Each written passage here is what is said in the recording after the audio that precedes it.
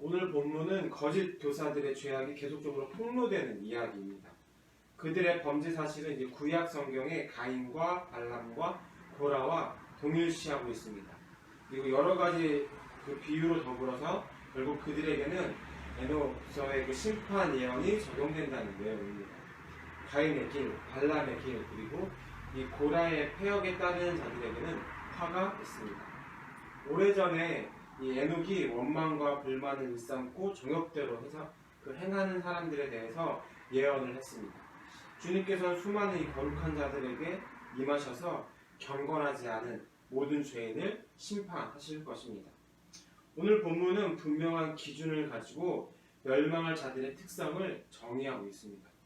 시기와 분노의 사람, 불의의 삭슬 위해 진리를 왜곡하는 자, 반역의 길을 열거하면서 이들이 바로 멸망의 길로 가는 자임을 밝히고 있습니다. 그리고 계속적으로 보면 6가지의 은유를 들어서 표현하고 있습니다. 암초, 거짓 목자, 물 없는 구름, 그리고 열매 없는 가을, 수치의 거품을 뿜는 파도, 그리고 유성. 이들 모두 그럴듯한 외형을 가지고 있는데 전혀 열매가 없다는 특징을 가지고 있는 비유들입니다. 이 유다서는 1장밖에 없는 책이기 때문에 내용이 굉장히 단순해 보이기도 합니다. 바로 그것은 거짓 교사들의 심판을 경고하는 것이고 거짓 교사가 과연 누구인가, 그리고 성도는 어떻게 대처해야 하는가에 대한 내용입니다. 오늘 본문인 이 유다서는 에녹서, 근데 이것이 우리가 정경으로 이야기하는, 외경으로 이야기하는 에녹서의 일부가 들어가서 조금은 잘 이해가 되지 않기도 합니다. 그런데 이 에녹서를 작성한 에녹은 우리가 알고 있듯이 지상에서 죽음을 맛보지 않았었던, 바로 하늘에 올라갔었던 사람입니다. 그렇기 때문에 유대인들에게는 이 에녹이라는 인물은 굉장히 신비스러운 인물로, 존경받는 인물로 또한 자리 잡았습니다.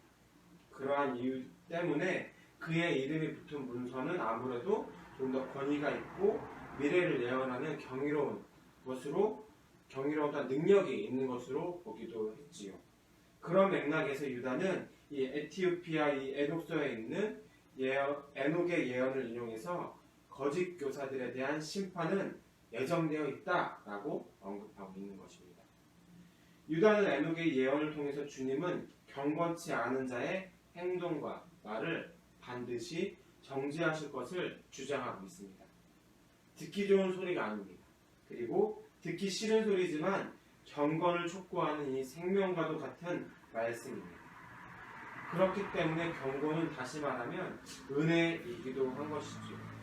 그리고 그 경고의 말은 목적이 심판이 아니라 소생할 기회를 주기 위함이지요.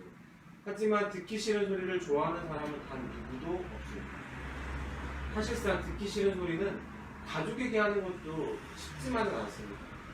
그래서 우리가 상대들에게 좋은 소리를 하는 것에 참 많이 익숙해져 있는 것은 아닐까 싶습니다. 평소에 말씀을 묵상하면서 예수님께서 부자 청년에게 하셨던 그 구절이 생각납니다. 내게 아직도 한 가지 부족한 것이 있으니 내게 있는 것을 다 팔아 가난한 자들에게 나눠주라. 그리하면 하늘에서 내게 보호가 있으리라. 그리고 와서 나를 따르라. 부자 청년이 예수님에게 나와서 말씀하셨을 때에 예수님께서 부자 청년에게 하셨던 말씀입니다. 성경을 보면 상대를 도전하는 말씀이 대부분입니다. 사실상 자기 중심적인 성도에게 말해봐야, 그리고 이미 요즘 말로 답정너인 사람에게 바른 말을 한다는 것은 굉장히 어려운 일입니다. 웬만하면 알아들을 수 있고 크게 마음 상하지 않는 한도 내에서 우리는 말하고자 합니다. 그리고 그들의 마음을 상하고 싶어 하지 않는 것이 나의 속성이기도 합니다.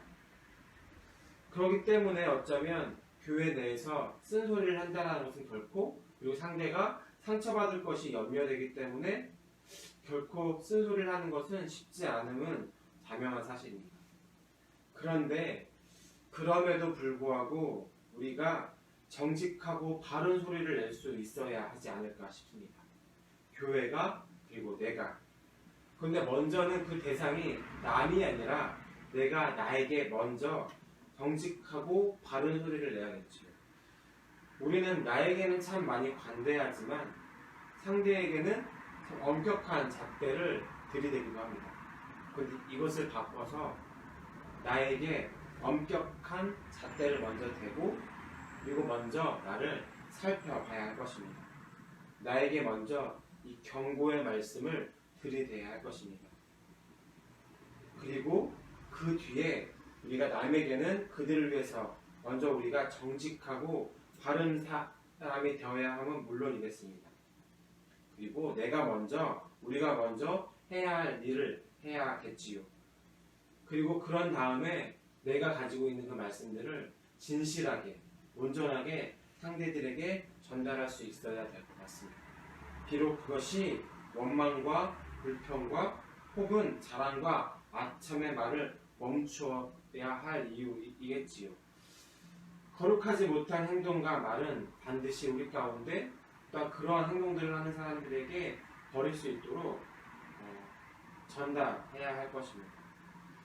앞에서도 언급했었지만 겉만 화려해 보이고 겉만 멋있어 보이는 관계가 아니라 사람과의 관계, 하나님과의 관계도 내실이 있는 관계이길 원하고 나에게도 엄격한 잣대를 통하여서 말씀 가운데 머무는 사람이 되기를 간절하게 소망합니다.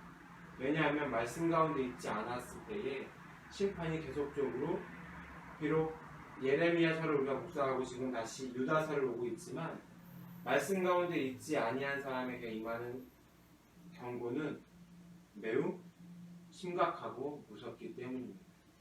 그러기에 남에게 먼저 그 말씀의 잣대를 들이대는 것이 아니라 나에게 들이대어서 내가 먼저 말씀 안에 머물러야 할 것이고 그랬을 때 또한 상대에게 그 경고의 말씀들을 또한 들을 수 있지 않을까.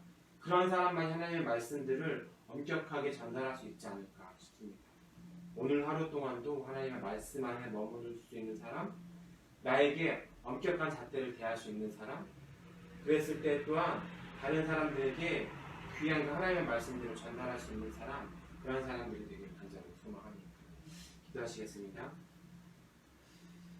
하나님, 하나님의 말씀들을 주님께서 허락하여 주셔서 나에게 먼저 엄격한 잣대로 나를 살펴보고 나를 바라볼 수 있도록 도와주시옵소서.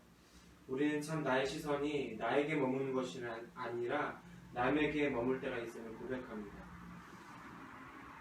남들에게 인정받기 위한 그리고 인기 있기 위한 말들을 하는 사람들이 아니라 바른 말씀할 수 있는 사람들이 되게 허락하여 주시옵소서. 그러기 위해서 내가 먼저 말씀 안에 거할 수 있는 사람 되게 하시고 그 말씀으로 엄격하게 나를 비추는 사람 되게 하셔서 우리 또한도 세상 가운데 나갔을 때 전해야 할 말들이 있다면 예레미야 같은 마음으로 예레미야 같은 심정으로 그들에게 하나님의 말씀들을 전달해야 할 것들은 전달할 수 있는 용기와 담대함과 또한 지혜도 허락하여 주시옵소서. 하나님의 말씀을 따라가는 것이 결코 쉽지만은 않음을 고백합니다. 하나님의 말씀 가운데 오늘 또한도 머무를 수 있는 사람들 되게 하시고 나에게 또한 내 바깥에 있는 사람들에게 전달해야 할 것들이 있다면 전달할 수 있는 그 믿음들이 용기들이 있을 수 있는 오늘 하루가 되게 하여 주시옵소서. 간절하게 오늘 하루 동안도 말씀 안에 있기를 소망합니다. 이 모든 말씀 예수님의 이름으로 기도했습니다.